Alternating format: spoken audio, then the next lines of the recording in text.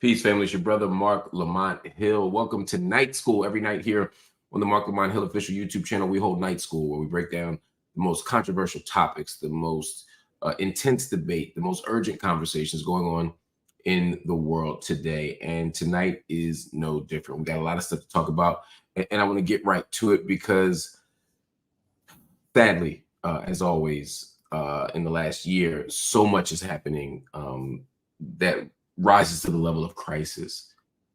Every night, when we do the Gaza report, we talk about the invasion of Israel into Gaza. We talk about the genocide in Gaza, the war on Palestinians, the war on Gaza. And right when it seemed like things could not get any worse, we now see yet another invasion.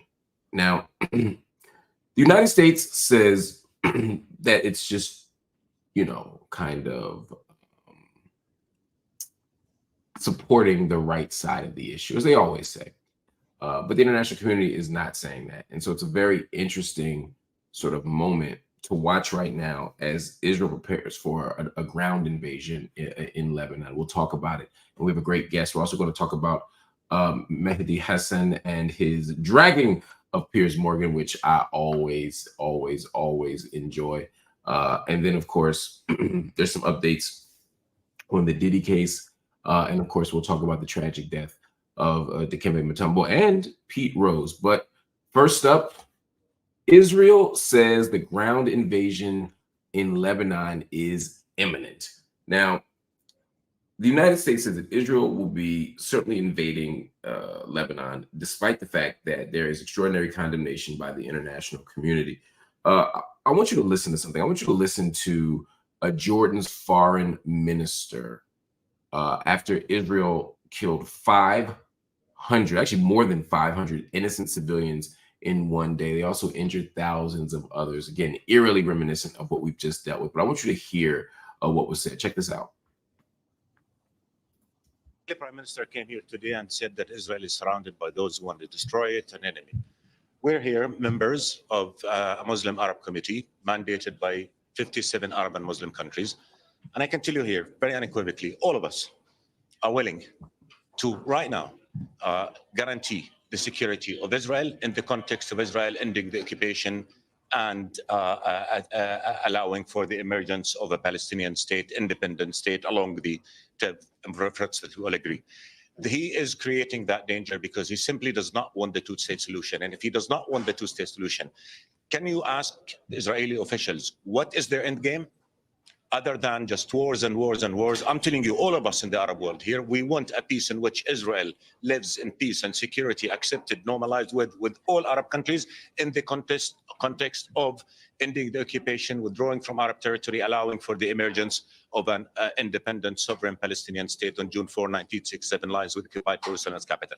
That is our narrative. That is, and we will guarantee Israel's security in that context. Can you ask Israelis what's their narrative other than I'm going to continue to go to war, I'm going to kill this and kill that and destroy this and this that? The amount of damage that Israeli government has done, 30 years of efforts to convince people that peace is possible, this Israeli government killed it. The amount of dehumanization, hatred, bitterness will take generations to navigate through. So ultimately the question is, we want peace. And we've laid out a plan for peace. Ask any Israeli official, what is their plan for peace? You'll get nothing because they're only thinking of the first step. We're going to go destroy Gaza, inflame the West Bank, destroy Lebanon. And after that, they have no plan. We have a plan. We have no partner for peace in Israel. There is a partner for peace in the Arab world. There is a partner for peace in the Arab world. Very interesting the way they're sort of taking over that narrative, as it should, that they're the ones who don't have a partner for peace. That was often the mainstream Israeli response that was parroted by American officials, despite the fact that it was undermined and contradicted by the actual truth and facts on the ground.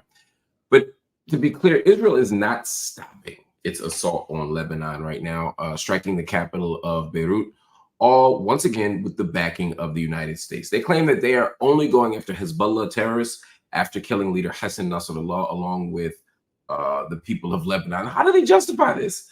They repeat the myth, the same myth that was said about Hamas, which is the myth of human shields. But guess what? Lebanon holds no hostages. And at the same time, Israel continues to carry out a massacre in Gaza, killing more Palestinian children, more Palestinian families, more unarmed Palestinians. And it's the same playbook, the same rhetoric, the same crimes being justified. Both the United States and Israel appear to have dropped even the pretense that they had before, that there was concern about the hostages held by Hamas. Benjamin Netanyahu has sabotaged every ceasefire deal, every opportunity put on the table for peace. And let me repeat, Lebanon holds no hostages. So, what is the justification for invading a sovereign territory? How do you make sense of that? How do you square that circle? Well, I can't do that. So I brought in somebody much smarter than me. I want to bring in somebody who has been on the ground both in Gaza and now in Beirut, seeing firsthand these atrocities that are taking place. Arwa Damon has witnessed the suffering of children in war zones for more than 15 years and founded the International Network for Aid, Relief, and Assistance. The website is INARA.org. I'll post it in a minute if you want to check it out. She joins us live from Beirut. Arwa, so good to see you. Thank you for joining me. Thank you for having me. Really appreciate the attention you're putting on all of this. I have some people in the audience who are sort of, and I have a very informed audience, but could you just tell us quickly what's happening right now and why? What's the story that's being painted?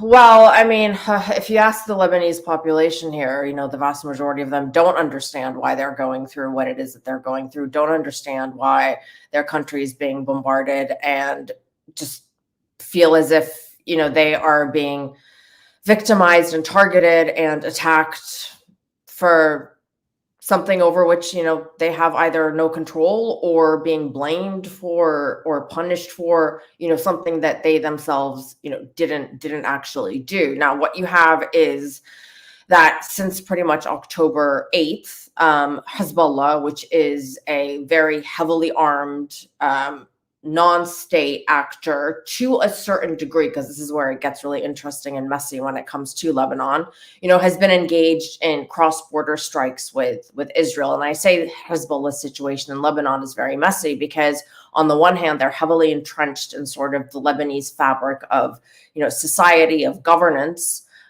They are part of, the military establishment, but they exist completely and totally outside of the control of the Lebanese state. But they are part of the political fabric of this country, which has come under, years and years and years of accusations of sort of, corruption and incompetence. But what has happened, especially in the last week to 10 days, is what's being described as sort of this massive escalation. So you have the pagers that the Israelis set off that, 3,000 explosions simultaneously across the country, in supermarkets, in homes, in public spaces. And then a few days later, you had the walkie-talkies that exploded and went off. And all of this, sent these sort of waves of terror throughout the entire population. And then, of course, you had the airstrikes that began. And that just kind of upped everything, to this next notch of fear and then waves of displacement. The Lebanese government right now says that around 1 million of the citizens here have been forced to flee their homes. And that's about, just to give people an idea, that's roughly 20% of the population. People are sleeping on the streets. Hospitals are beginning to get overwhelmed. There's not enough humanitarian aid to go around. I mean, it's chaos. And you kind of get the sense that, yes, the Lebanese population is beautiful and resilient and, keeps somehow overcoming all of these hurdles that for decades have been put in its way.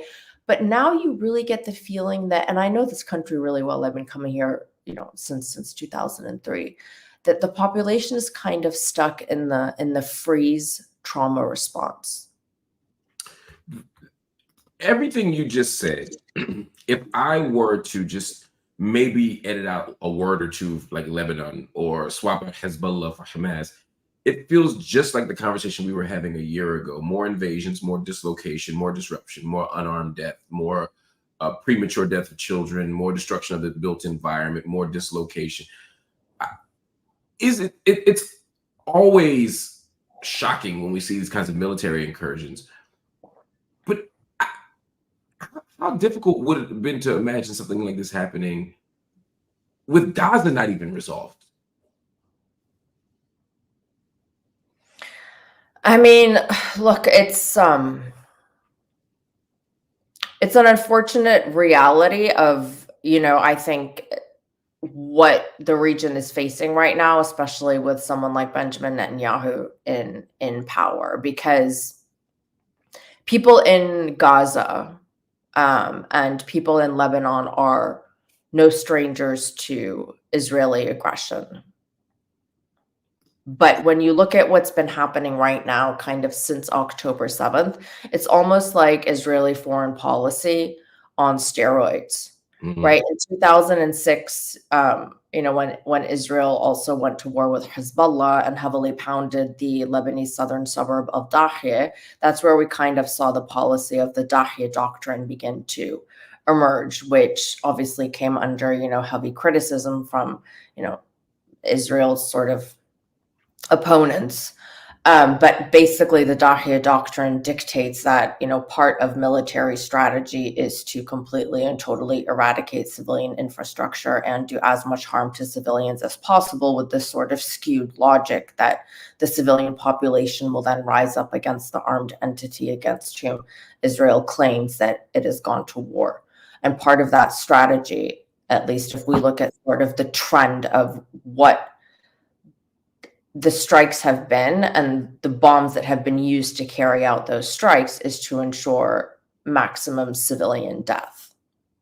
And people here in Lebanon, they've seen what's been happening in Gaza. They've been following it nonstop on their social media, on their TV screens, and they know what this means.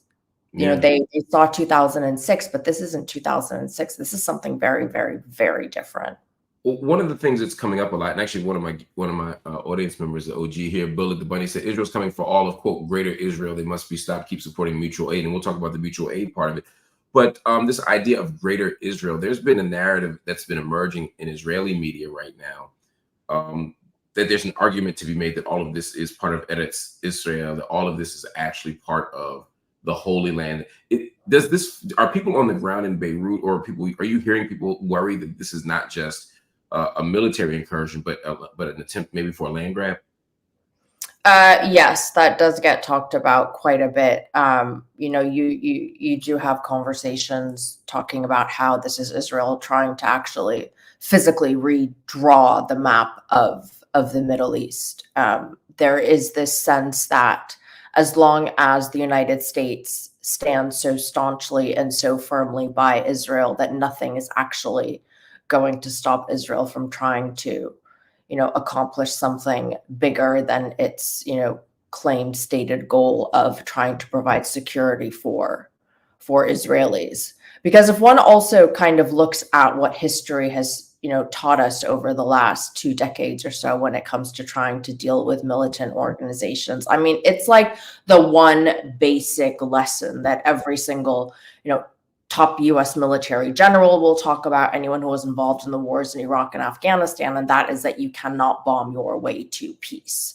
And people in the region especially are very cognizant of the fact that, if you want to defeat a non-government actor, you need to take out the key factors that allow for that group to grow, that allow for that group to recruit, that allow for that group to gain strength and popularity. And in the region, let's face it, for the last 70 years, one of the main recruiting factors for a lot of, any number of groups, like take it, from ISIS, Al-Qaeda, all the way to, Hamas and Hezbollah, has been the ongoing occupation of Palestine. Right.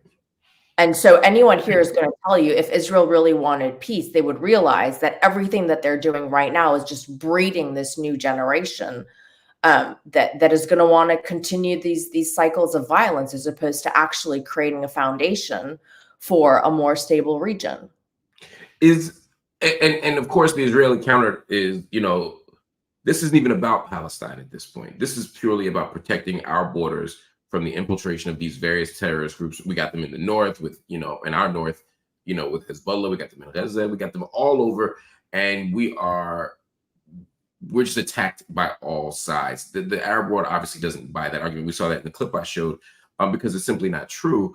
But is the world starting to be less persuaded by that argument? Because for decades, that was the thing. Look, they're in a tough neighborhood. They have no choice. The last 12 months have kind of changed that from my perspective, but you're on the ground. What's your sense? Well, they have changed that, right? And they've changed that first and foremost because, love social media, hate social media. Either way, what we saw happening in Gaza for the first time, especially when it comes to a Western audience, was being told by Gazans themselves. They had agency over how their story was being told, and they literally have been giving us a blow by blow of what's happening. And you can't continue to deny the images of children being pulled out from underneath the rubble, of the hunger, of the skin disease, of the mass displacement, of the fear that is just, playing out on everyone's face. And that, I believe, has had a massive role in sort of shifting a lot of perspectives, especially in the West, because prior to this, and I've been to Gaza before, in my former life as a, CNN senior international correspondent, like I've covered other, offensives on Gaza. But this time around, the Western world had a view into what it actually means to be Gazans that was not being told through a Western lens. And I do believe that that has made such an impact on the way that people just have a window, albeit despite everything out there, it's a small window into what it actually means to be from Gaza, and then what it actually means to be Palestinian. But here's the thing that is so gutting to everybody. Despite this window, despite this constant barrage of visuals, of firsthand, eyewitness lived experiences, that has not stopped the bombings.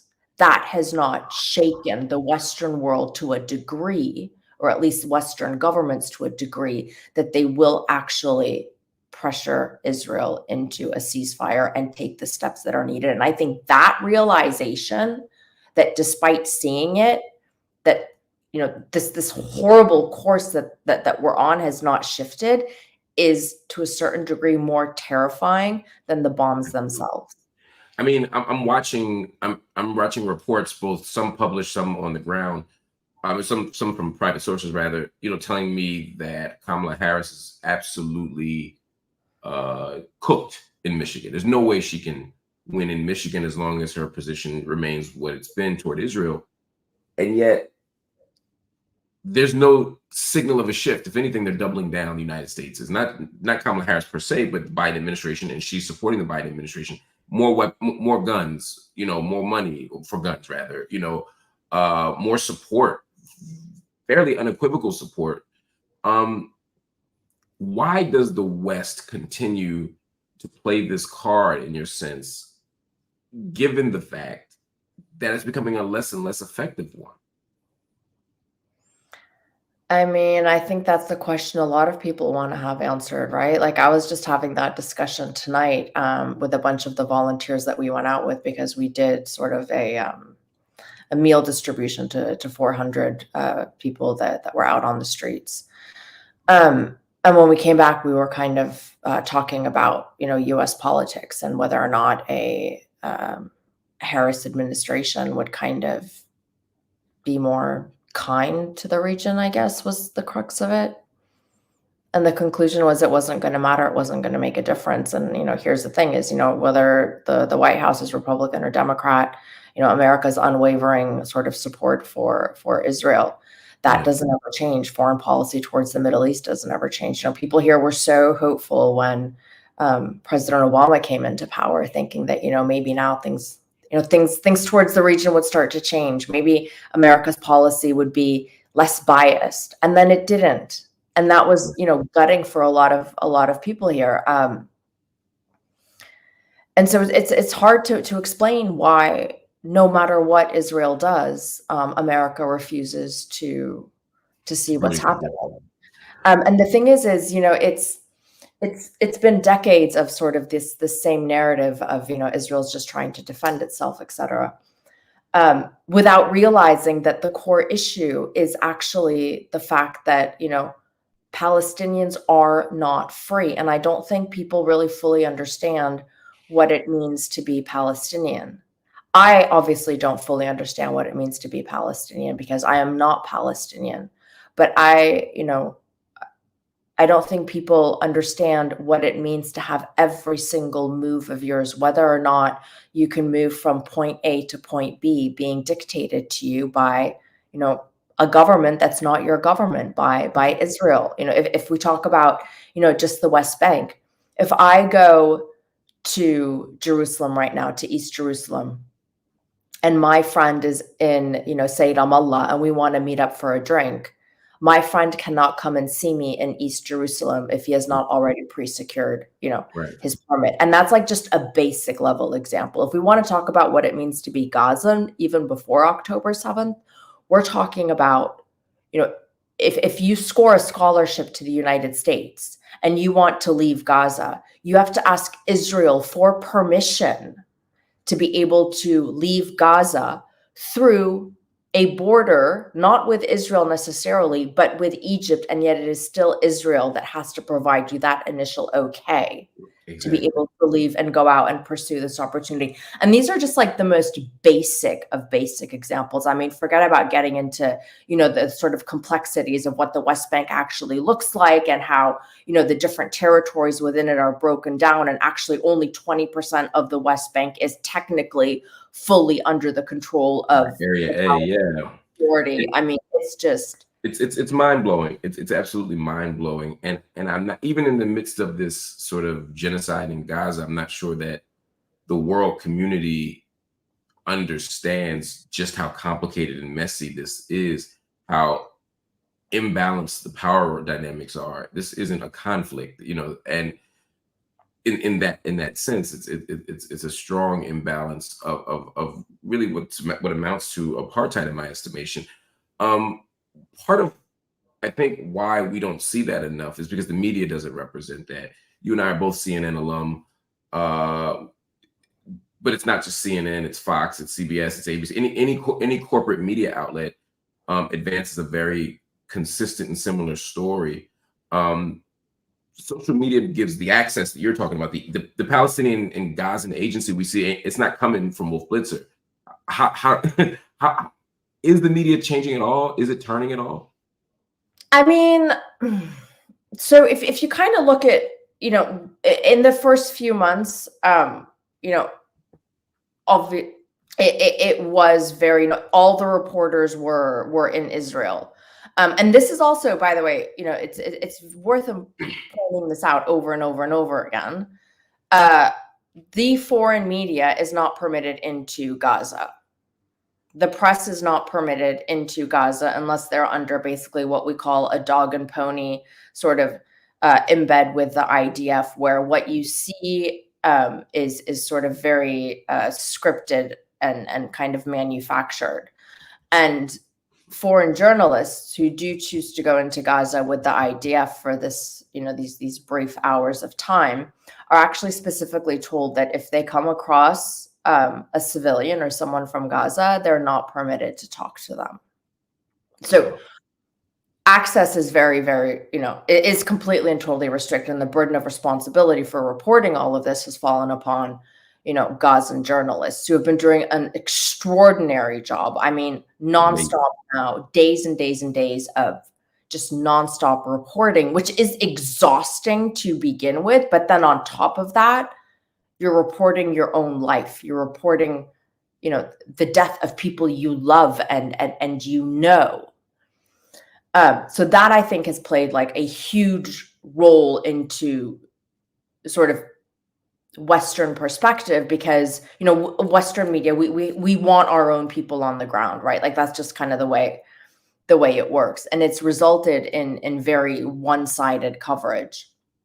After the first few months, we did see a little bit of kind of a shift, but but it's absolutely not where it needs to be. And there's certain things that, are missing in the coverage. There's a certain level of pushback that is missing in the coverage. Like, I mean, look, I have been covering the region pretty much nonstop since, 2003. I was at CNN for 17 years. Every single major battle that, Gaza gets compared to, whether it's Fallujah in 2004 or Mosul in 2016, I was there. I was on the ground. And, there's certain points that need to be pushed back on that we're not seeing the same level of pushback on. So, for example, for example, let's talk about the size of the bombs that are being used in Gaza and whether or not that is actually necessary. And then let's also talk about, certain things like and this has been reported in the Israeli media, but the use of, this tactic called and technology called "Where's Daddy?" This technology and this sort of method of operating tracks a suspected target, and then the strike is carried out when the target is in their home. And look, the US military, far from perfect. I have, huge issues anyways to begin with, militaries and whatnot. But, standard operating procedure is when you have a target that you're going after, you do not necessarily target them when they go into a civilian location. What we see in Gaza and what we've been seeing, in Lebanon is the complete opposite of that. And it's this actual thing that's called "Where's Daddy?" Yeah. If you talk about the size of the bombs that are being used, 2,000-pound bombs. I mean, these things are massive. They're massive. Yeah. And so Israel claims that they're being used to, take out the Hamas tunnels. Let's take that at face value. Right. Let's assume that that's the case. Yeah. But then why do you need to drop a 2,000-pound bomb on Mawasi that is literally sand dunes? And you're the one who told Gazans to go there specifically because of the topography there against sand dunes that would not allow for tunnels to be dug underneath it. Right. So these are all these points that need to really get pushed back on. I mean, and then don't even get me started on sort of the obstacles that are in the way and preventing humanitarian aid from properly accessing the people. Which again, they argue there's no obstruction. We've heard this just in the last week, right? The U.S. has backed this claim. Israel's made this claim that no humanitarian aid is being blocked by Israel. I talk to people every day in Gaza, every day in the West Bank. And when it comes to humanitarian aid in Gaza, to a person, I hear the same exact argument. We don't have access to food, or if we get access to humanitarian aid, we're threatened, we're shot. I mean, we saw what happened. I mean, there's a million of examples, but people getting shot while waiting for food, unarmed people, masses of people being hit with tanks, rolled over, shot. Aid trucks not being permitted into the region, not being getting turned around or being forced to sit there until things expire. I mean, every possible way to block aid has been blocked. Well, and here's the thing, right? Is that so? Let's go back to war strategy for a second, right? The information war exists as that terminology, the information war, as part of a very active, very robust military strategy, right? And this goes from, dehumanization campaigns that start, well before, the first bombs, the first bullets have been fired. There's a whole part of, sort of the military establishment that's called psychological operations, because no one can go to war unless you kind of paint your enemy as being less than. These individuals are subhuman. They don't live, they don't love, they don't laugh like us. And as such, a population becomes conditioned to accept these severe and extreme civilian death tolls. And we saw this post 9/11, and we saw this obviously post October 7th. And then you also have, the broader information war that, has played out since, humankind decided to go to war with each other, which is sort of a war of narrative. And one of the most effective ways to sort of win the information war is to drop in little, kernels of truths, and then inside this kind of cloud of disinformation. So let's just talk about this in the context of humanitarian assistance for a minute, and the fact that Israel says, it's clearing hundreds of trucks a day, and Hamas is stealing the aid, and that's why aid's not getting to the people, etc. Here's the kicker. there are thousands of pallets of aid that are actually waiting at, call it Kerem Shalom, call it Kerem Abu Salim, crossing point between Israel and southern Gaza. So there's two problems that humanitarian organizations face when they want to get aid into Gaza. One is the clearing of aid by Israel and this sort of arbitrary, list that's out there of items that are allowed in and that aren't allowed in. But then second is once they've been cleared, specifically through the KS crossing point, how do humanitarian organizations pick this aid up? The route to go pick up the aid is specifically designated to organizations by Israel. And it's a very lengthy process. This route that is designated for use, and I have a humanitarian, so my charity INARA that you were mentioned earlier. So I've been going into Gaza on humanitarian missions with my charity, and I was just there about a month ago. So this route that we have to use to be able to pick aid up is designated to us by Israel. Now, there's a chunk of this route that is fully controlled pretty much by criminal gangs and looters. Mm-hmm.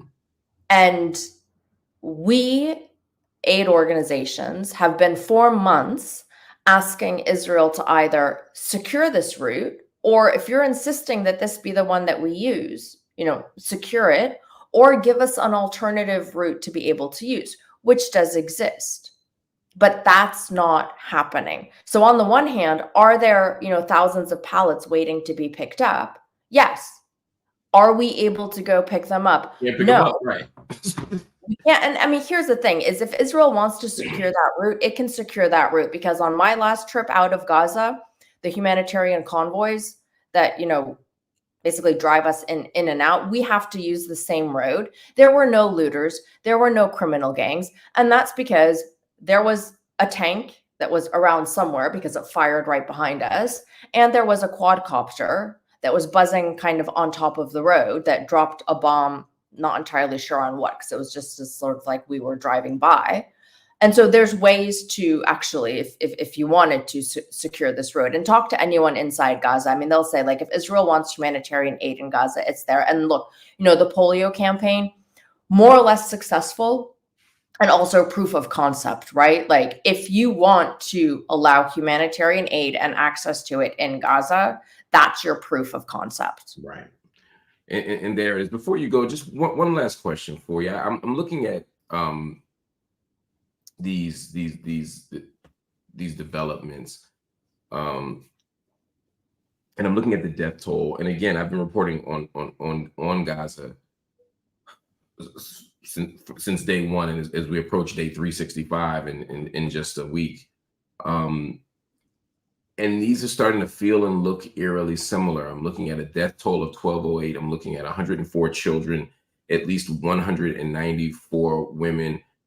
So that's a pretty big number. 25% being women and children. In Gaza, the number is even higher. I'm looking at where the airstrikes are. I'm looking at the level of unsafety. I can already see a similar strategy by Israel in terms of how they first dispossess and then sort of relocate people. I'm looking at all of this, and I guess my question is just, how reasonable, how likely is it that we're going to see a replication of Gaza and Lebanon? Does it get that far? Or do international bodies intervene? Do we get a ceasefire sooner? Does Hezbollah stand down? Whatever it takes. I'm not saying Hezbollah should stand down. I'm just saying, do you see a different outcome? How worried should we be here? Again, the first question I get asked by anyone, the first question I get asked by, members of, my INARA team. And I think, before we kind of get into that, I think it's really important also to recognize that in Gaza, and same as is in Lebanon, all of these first responders, whether it's people who are trying to, rescue their country, men and women and children from underneath the rubble, whether it's the humanitarian sector or whether it's, you name it. Like, these are all people that are also living the nightmare themselves. There's not a single person in this country, same as Gaza, who has not been affected by this. And the way that they have to swallow their own pain and kind of keep going is both like soul shredding, but so awe-inspiring to witness. Like, even one of INARA's own staff, Khadija, two of her cousins worked for the Lebanese civil defense, and they were killed while they were trying to save their own citizens. And I remember, like, I walked into, because I just got here Monday night, so I walked into the office Monday morning, and I gave her this big hug, and she sort of teared up a little bit, and then she looked at me and she said, "Arwa, it breaks through every once in a while, but don't worry, I'm strong. We're gonna keep doing what we need to do." But that is basically everybody's fear, right? It's the first question of, are they gonna do to us what they did to Gaza? How far is this gonna go? And then that conversation of, well, yeah, Lebanon isn't Palestine, but does the West, like Lebanon enough to stop what's happening to it? Which, if the Lebanese army were to get involved, for example, which is, highly unlikely, but, would the West then begin to stand with Lebanon? People, like, there's this ripple of fear that courses through everybody that literally kind of embeds itself in their cells. Because you have to also remember, this is a deeply, traumatized population to begin with. And, on top of it, what's happening right now, it's too much for minds to actually begin to absorb. And so, yeah, there is this very, very deep entrenched fear that, Israel is trying to redraw the map of the Middle East, that there is nothing that is going to stop Israel from basically bombing the majority of this country and reducing it to rubble, much in the same way that, most of Gaza is rubble. You've mentioned INARA a few times, and I know you didn't come here to promote this, but I want to tell people it's an international network for aid, relief, and assistance. They're working with Palestinian families, Palestinian children, Lebanese families, Lebanese children, providing mental health services, among other things. It's an important organization. They're doing important work: medical treatment, mental health, family intervention. Please go to the website, y'all. Check it out. How can people support INARA? Listen, we actually rely heavily on, online donations. And here's the thing is, when you donate to us online, we do not take any money for, like, our overhead costs out of that. We get it from other funding streams. And we've been working, look, Lebanon is a place that's very close to me because I lived here for years. Lebanon is actually where I first launched INARA, and we were treating, kids from Syria. And then from there on, we've kind of expanded the work that we do, but we've been very sort of active with, children from Syria, children from Palestine, now children from Lebanon. We've got a team in Gaza, we've got, teams in Egypt, we've got teams here. And then also just sort of talking about the work that we do, or even, if you don't want to talk about what INARA is doing, just talk about what's happening, honestly. Like, there's a certain sort of burden of level of responsibility, especially now that kind of I'm looking at the coverage that's been happening. Don't normalize what's happening in the region. Don't normalize what's happening in Gaza, and don't normalize what's happening here in Lebanon. People here realize that, and that scares them. It scares them that people are turning away and that they are really going to be left alone. Well, we're going to keep our eyes and ears focused. We're going to continue to tell the truth. We're going to continue to speak out and speak up.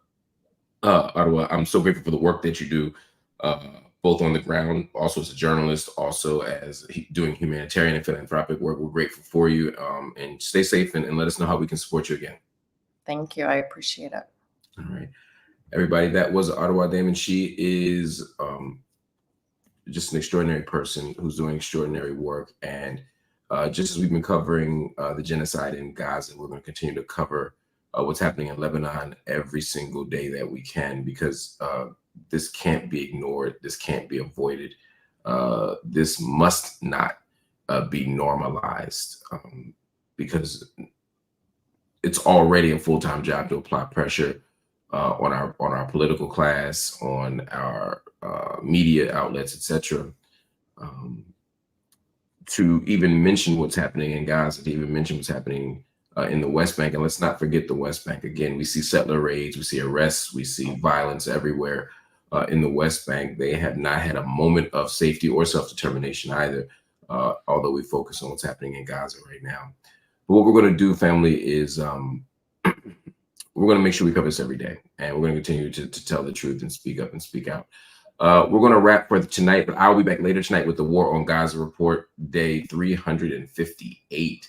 I'll also be covering some of the big media stories of the night later on tonight on the channel, particularly, again, Mehdi Hassan and Piers Morgan.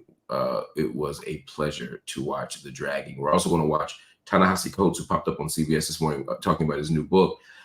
He's a media darling. They love him. Liberals love him, except for Palestine. We'll talk all about that. Anyway, y'all, thank you for watching Night School. I appreciate you. I love you.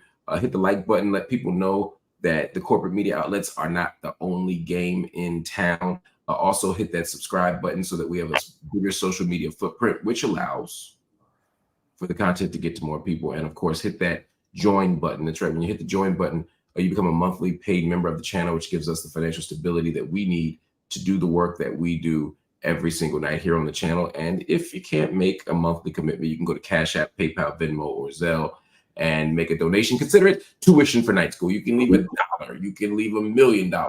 You can leave anything in the middle. We are grateful for whatever you can do. But if everyone watching right now were to leave $10, I'm going to say that again. If everybody watching right now were to leave $10, we would meet our financial goals for the month and be able to continue to do Night School every night, office hours at 9 p.m. And we have Bassem Haddad coming in this Sunday to talk about what's going on in Lebanon as well. We have a Coffee and Books podcast every Saturday at 9. Of course, we have the Classroom and Cell with political prisoner Mumia Abu Jamal every Sunday at 9 a.m. So stay with us, stay strong, keep studying, because that's what Night School is all about. Love y'all. Peace.